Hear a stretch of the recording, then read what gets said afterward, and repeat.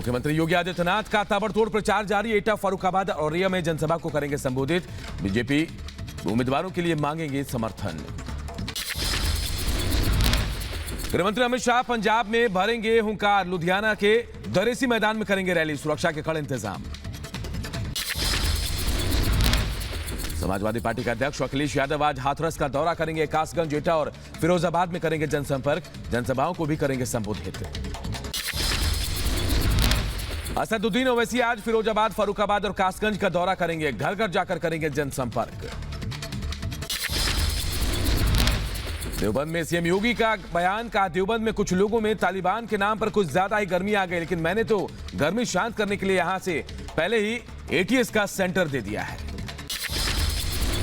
कुछ लोगों में तालिबान के नाम पे कुछ ज्यादा ही गर्मी आ रही थी, तो ये गर्मी शांत करने के लिए पहले ही एटीएस का सेंटर यहां दे दिया है।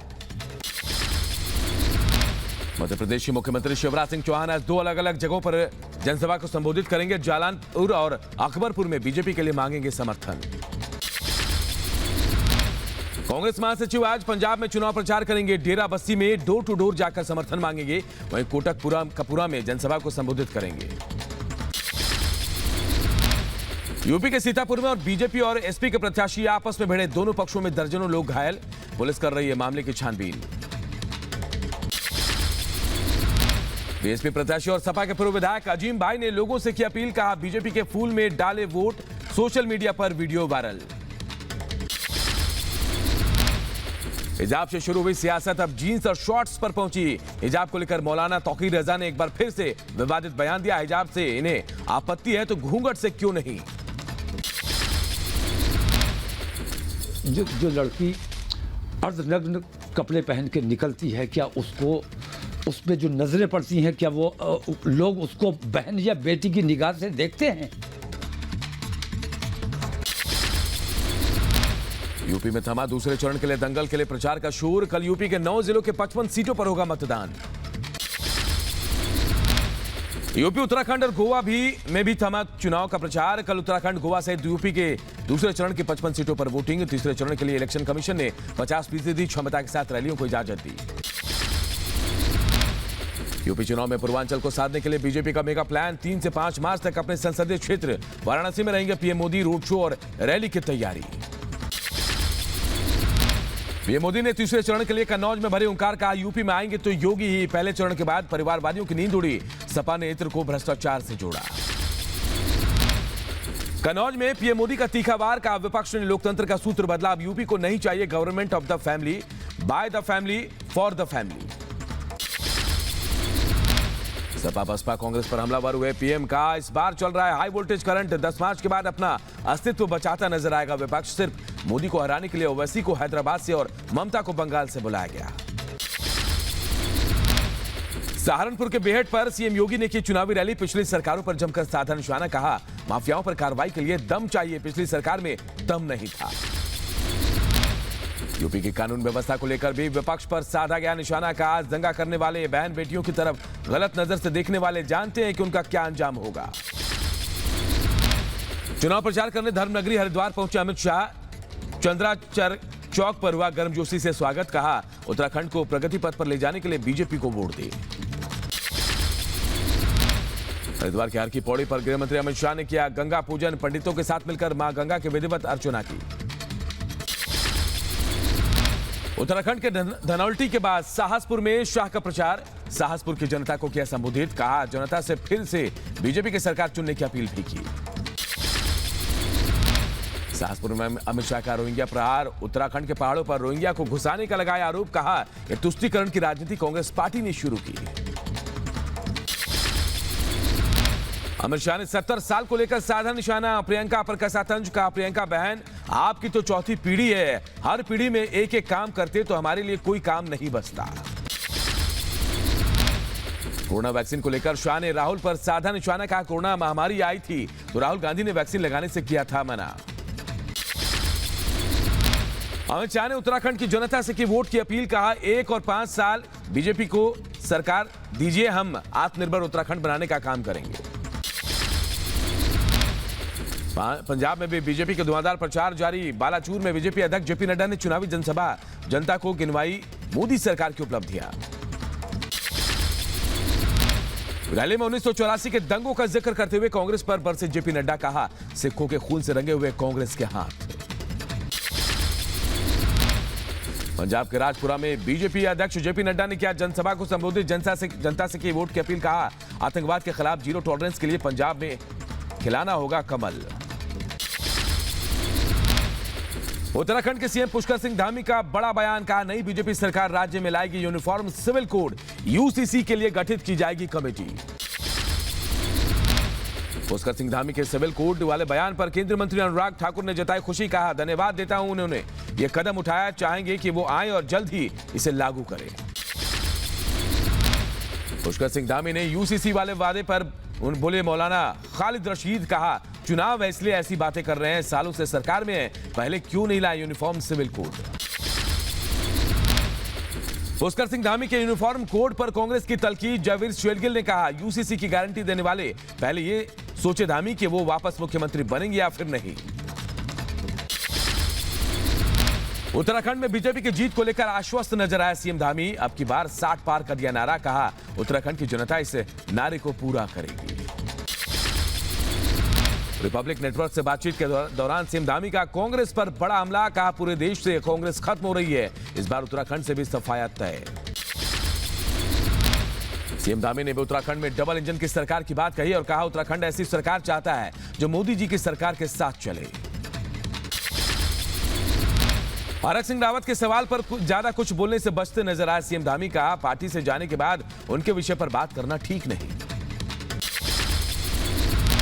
आचार संहिता लागू होने के बाद उत्तराखंड में 530 वांछित अपराधी गिरफ्तार, 511 पर गुंडा एक्ट के तहत चालान, 59,000 लीटर अवैध शराब बरामद और अवैध शराब केस में 1,151 लोग गिरफ्तार।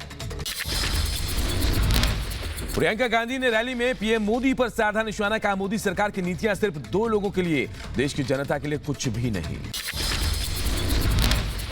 प्रियंका ने उत्तराखंड सरकार पर भी किए ताबड़तोड़ हमले, कहा बीजेपी सरकार ने वादे पूरे नहीं किए, लोगों से बोला झूठ।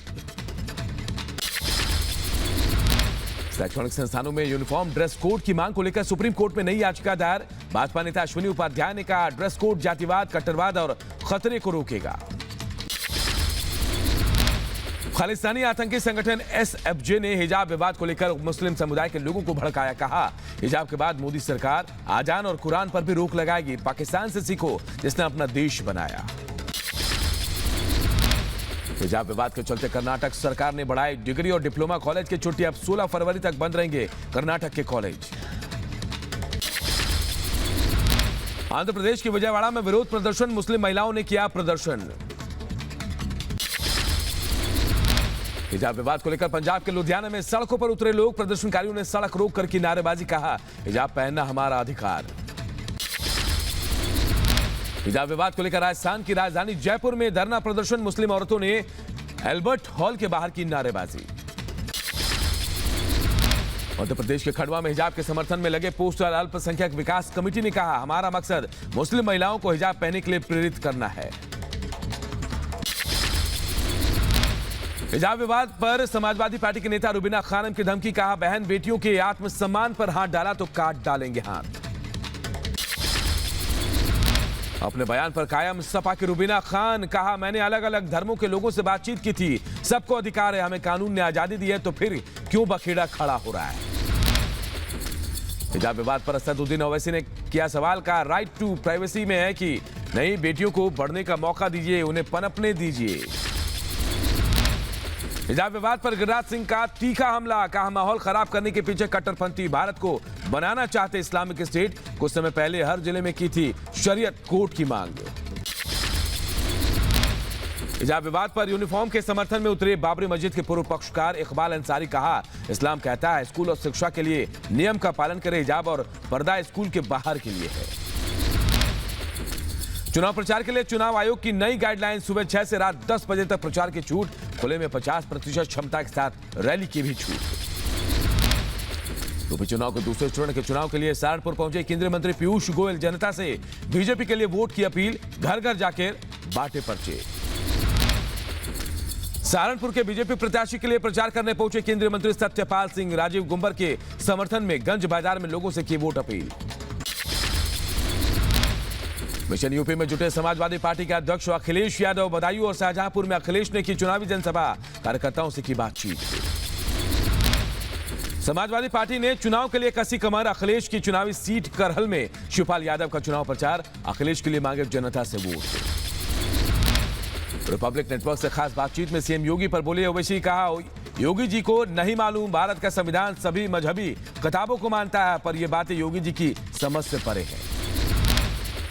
प्रयागराज की हंडिया विधानसभा में सपा प्रत्याशी के ऑफिस में बांटे गए पैसे। वीडियो में सीढ़ी से उतर रहे लोगों को दिए जा रहे हैं 500-500 रुपए। 3 सपा नेता समेत दर्जन भर लोगों पर एफआईआर। यूपी के सीतापुर में आपस में भिड़े बीजेपी और सपा के प्रत्याशी। लाठी डंडों के साथ हुई मारपीट में आधा दर्जन लोग घायल। यूपी के रायबरेली में चुनाव प्रचार के लिए पहुंचे साक्षी महाराज। ऊंचाहार में बीजेपी प्रत्याशी के समर्थन में जनसभा। कांग्रेस नेता सावित्री रावत को दिलाई बीजेपी की सदस्यता। यूपी के बदायूं में अपनी पार्टी के खिलाफ बोलते नजर आए सपा प्रत्याशी हाजी रईस। वायरल वीडियो में कहा सपा ने जिस तरह से देश प्रदेश और जिले को बर्बाद किया वो किसी से छिपा नहीं। यूपी के संभल में सपा विधायक और प्रत्याशी पिंकी यादव को दिखाए गए काले झंडे। एमआईएम के कार्यकर्ताओं ने जमकर नारेबाजी की। जनता की उपेक्षा करने का लगाया आरोप। मुख्तार अंसारी के धुर विरोधी अशोक सिंह को बीजेपी ने दिया टिकट। 2009 में मुख्तार पर अशोक सिंह के भाई मन्ना सिंह की हत्या का लगा था आरोप। अखिलेश यादव के आजम खान पर दिए बयान पर अनुराग ठाकुर का तंज। कहा जब हार सामने दिख रही है तो बूथ कैप्चरिंग, दंगे, अराजकता, मतदान केंद्रों पर झड़प, मारपीट के लिए आजम खान जेल से बाहर चाहिए। बीजेपी पंजाब, लोक कांग्रेस और शिरोमणि अकाली दल गठबंधन ने जारी किया घोषणा पत्र। हरदीप सिंह पुरी ने कहा इससे रातों में होनी चाहिए राज्य की सत्ता। आपके मुख्यमंत्री पद के उम्मीदवार भगवंत मान से रिपब्लिक नेटवर्क की खास बातचीत। सीएम चन्नी पर लगाया गरीब कार्ड खेलने का आरोप। कहा कार्ड खेलना जारी रखे चन्नी, क्योंकि हारने के बाद आने वाले 5 साल तो ताश ही खेलेंगे। पंजाब की धूरी में आम आदमी पार्टी का चुनावी प्रचार। पंजाब में आपके मुख्यमंत्री उम्मीदवार भगवंत मान ने किया रोड शो, जनता से वोट की अपील। पंजाब विधानसभा चुनाव से 8 दिन पहले फिर बीजेपी में शामिल हुए विधायक बलविंदर सिंह लड्डी। पिछले 45 दिनों में 3 बार बदल चुके हैं पार्टी। उन्नाव केस में मृतका की मां से प्रियंका गांधी ने की फोन पर बातचीत। कहा आपकी लड़ाई में पूरी कांग्रेस आपके साथ खड़ी है, आपसे जल्दी मिलने आऊंगी और आपके लिए आवाज उठाऊंगी। बेरोजगारी को लेकर राहुल गांधी का मोदी सरकार पर हमला। का बेरोजगारी की वजह से आत्महत्या बढ़ी, केंद्र सरकार इस बेरोजगारी आपातकालीन के लिए जिम्मेदार है। राहुल गांधी पर असम के मुख्यमंत्री हेमंत बिश्वा शर्मा की तीखी टिप्पणी के बाद प्रदर्शन। यूथ कांग्रेस की मांग, माफी मांगे हेमंत बिश्वा शर्मा। पश्चिम बंगाल में निकाय चुनाव के लिए वोटिंग। विधाननगर, आसनसोल, सिलीगुड़ी और चंदननगर नगर निगमों के लिए मतदान। 14 फरवरी को होगी चारों नगर निगमों के लिए मतगणना। बंगाल के सिलीगुड़ी में बीजेपी विधायक और वार्ड नंबर 24 के उम्मीदवार ने टीएमसी पर लगाया आरोप। कहा हमें बूथ पर जाने से रोक रहे हैं टीएमसी कार्यकर्ता। बंगाल के हुगली में नगर निगम का मतदान। लोगों में दिखा मताधिकार को इस्तेमाल करने का उत्साह। बंगाल के सिलीगुड़ी से बीजेपी विधायक शंकर घोष ने डाला वोट। चारों जिलों में किया बीजेपी की जीत का दावा। बंगाल नगर निगम चुनाव में टीएमसी नेता सव्यसाची दत्ता ने डाला वोट। विधानसभा में किया अपने मताधिकार का इस्तेमाल। राजस्थान के रीट मामले पर गहलोत सरकार पर बरसे राज्यवर्धन सिंह राठौर। भीलवाड़ा दौरे पर राजस्थान के राजस्व मंत्री रामलाल जाट। कलेक्ट्रेट में राजस्व विभाग के अधिकारियों के साथ की बैठक। दिल्ली सरकार का बड़ा फैसला। 25 फरवरी से 12 मार्च तक बाबा भीमराव अंबेडकर के जीवन पर होंगे नाटक। आगरा में पुलिस ने नकली नोट बनाने वाले गैंग का किया भंडाफोड़। पुलिस ने छापामार कर 3 अपराधियों को पकड़ा। यूपी के रायबरेली में एक साथ 3 लड़कियां हुई लापता। परिवार वालों को अपहरण का शक। ग्रेटर नोएडा में पुलिस ने बीजेपी कार्यकर्ता के हत्या मामले में किया खुलासा। पत्नी ने ही अपने पूर्व प्रेमी और उसके 2 सहयोगी के साथ मिलकर पति की हत्या की। यूपी के बुलंदशहर में एक फैक्ट्री का बॉयलर फटने से हुआ भीषण धमाका। मलबे में दबने से 2 श्रमिकों की मौत। छत्तीसगढ़ के बीजापुर में सीआरपीएफ जवानों को नक्सलियों के बीच मुठभेड़। सर्चिंग में निकली सीआरपीएफ टीम पर नक्सलियों ने की गोलीबारी। आंध्र प्रदेश की पुलिस ने विशाखापट्टनम में नष्ट किए 2 लाख किलो गांजा। यूक्रेन के मुद्दे पर बाइडेन और पुतिन के बीच हुई बातचीत। यूक्रेन को लेकर करीब 1 घंटे से ज्यादा समय तक फोन पर बातचीत। अमेरिकी राष्ट्रपति जो बाइडेन ने दी पुतिन को यूक्रेन पर हमले की गंभीर कीमत चुकाने की चेतावनी। यूक्रेन की सीमा को रूसी सैनिकों ने घेर कर शुरू किया सैन्य अभ्यास। यूक्रेन सीमा को रूसी सैनिकों ने 3 ओर से घेरा। सीमा पर 500 से अधिक टेंट भी लगाए गए। अमेरिका ने अपने नागरिकों से यूक्रेन से तुरंत लौटने की अपील की। अमेरिका के बाद कई और देशों ने अपने नागरिकों से यूक्रेन से लौटने की अपील की है। यूक्रेन के प्रधानमंत्री डेनिस शिमकल ने देश को किया संबोधित। लोगों से कहा घबराए नहीं। यूक्रेन के लोगों ने की सरकार के समर्थन में रैली। सीमा पर यूक्रेन का झंडा लहराया। इटली ने अपने नागरिकों से यूक्रेन से निकलने की अपील की। ट्रक ड्राइवरों के बवाल को लेकर बाइडेन ने की कनाडा में के पीएम जस्टिन ट्रूडो से फोन पर बातचीत। यूक्रेन संकट को लेकर फोन पर बात करेंगे बाइडेन और पुतिन। अमेरिकी विदेश मंत्री एंटनी ब्लिंकन से मिले विदेश मंत्री एस जयशंकर। बैठक के दौरान अमेरिका और भारत के द्विपक्षीय संबंधों समेत रूस यूक्रेन संकट जैसे तमाम मुद्दों पर चर्चा।